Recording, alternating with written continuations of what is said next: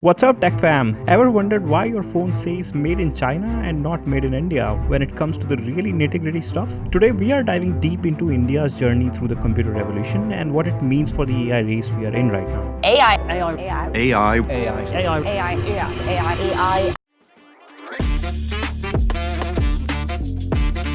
So, India and computers, it's a bit of a long distance relationship story, especially when we look at the early days of computer engineering. Why? Well, let's rewind a bit. Until 1991, India had a pretty restrictive trade policy. The slower embrace of the personal computer revolution meant less exposure to early hardware innovation and a slower development of a deep-rooted hardware culture. We were focusing on other things, and the PC bus kinda just left without us. To put this in perspective, in the 1980s, the average per capita income in India was significantly lower compared to the USA. For instance, data suggests that in 1985, the per capita income in the US was around $16,000, while in India it was closer to $300. Meanwhile, the price of a personal computer was a substantial investment, often costing several $1,000s, making it inaccessible to the vast majority of the Indian population. Now, fast forward to the software side. India became a powerhouse in IT services, the back office of the world, some called us. And guess what? That meant we produced some seriously talented software engineers. However, while India excelled in software services, many of our engineers focused on high-level languages and applications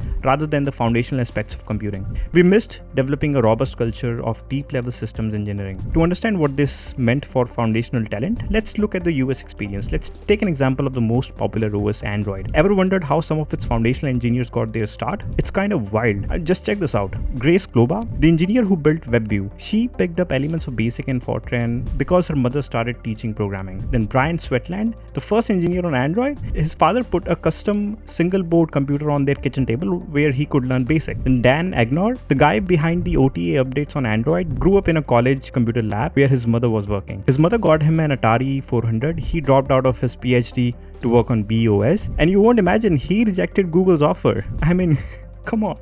And in order to keep him, Google opened a new office in New York. Then David Turner, who built the first version of the Android emulator, he learned programming in BASIC and assembly as a kid on an Apple II Plus. He didn't finish college, and he's the guy behind the font renderer that Android and Linux uses till date. Well, wanna feel lucky? Just Google free type. Well, see the pattern? Early exposure, a ton of self-driven curiosity, and for many, a non-traditional path, often without completing formal higher education. Now, let's take a slight detour and think about the stack of modern computer. Hardware, kernel, then HAL, native libraries, API framework, and finally applications. Early computing was much closer to the kernel and the native libraries. Those who got access to PCs early on, they developed naturally a rich understanding of the underlying systems. Later, when computers became more accessible, many of us interacted primarily at the application layer, well, including myself. Without explicit motivation, exploring the layers beneath became less common. And let's be real, a lot of kids today are interacting with tech primarily through scrolling reels and playing games. While there's nothing wrong with that, is it fostering the same level of deep, inquisitive engagement with how things work? But here's a little blessing in disguise, perhaps. Because we focused on the application layer, India churned out some incredible software talent. Well, the downside, many of these brilliant minds ended up contributing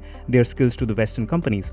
We became the software backbone, but for someone else's hardware. Now, let's flip the script and look at the hardware, especially how China played the game. They might have started later too, but their approach was different. China strategically prioritized building a strong manufacturing base and fostering technological self-reliance. For example, as early as the mid-1980s, China began establishing special economic zones to attract foreign investment and technology transfer. Do you think the government subsidized them to come in that manner?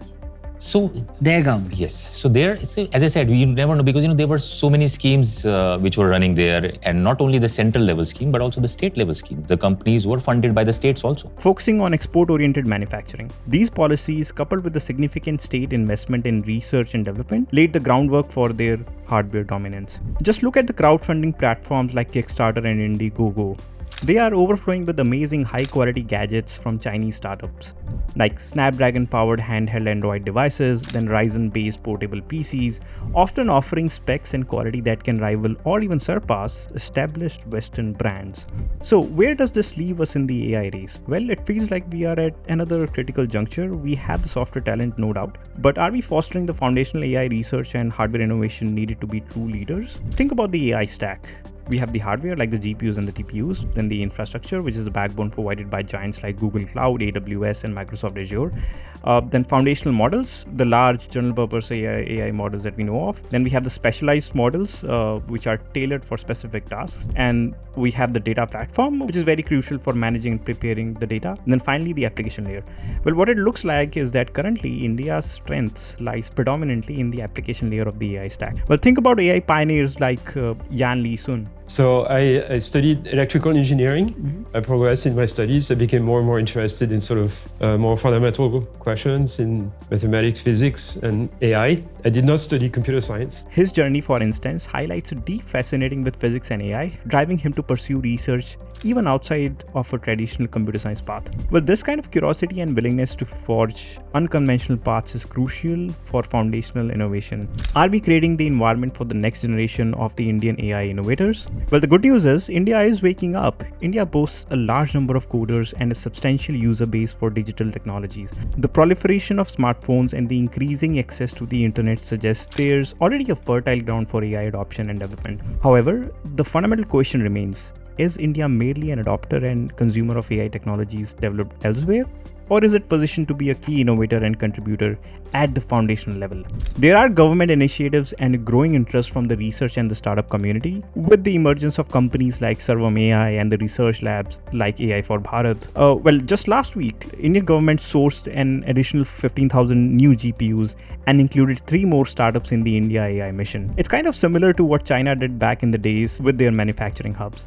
However, there are significant challenges India faces in the AI race. Well, the first one is bridging the investment gap. Private AI investments in the US reached $109 billion in 2024, followed by China at $9.3 billion, while India attracted like merely $1.16 billion. So we're talking about a factor of 100x. This stark difference underscores the need of a greater capital infusion to compete globally. So the second one is fostering a culture of curiosity and risk-taking. It's also worth noting the cultural context in India. Most families, having navigated economic challenges in the recent decades, emphasize stable career paths after formal education. Well, the idea of venturing into less defined areas like deep research or prolonged periods in academia without a clear job prospect can be less appealing, representing a pragmatic response to ensuring financial security. Well, and the third one is empowering the next generation. To truly be a force in the AI revolution, India needs a multi-pronged approach, investing in fundamental research, nurturing hardware innovation, fostering a culture of experimentation from a young age, and empowering our incredible talent to build from the ground up and not just on the top. Indians who are currently engaged in foundational work in AI can also serve as a powerful source of inspiration for the next generation.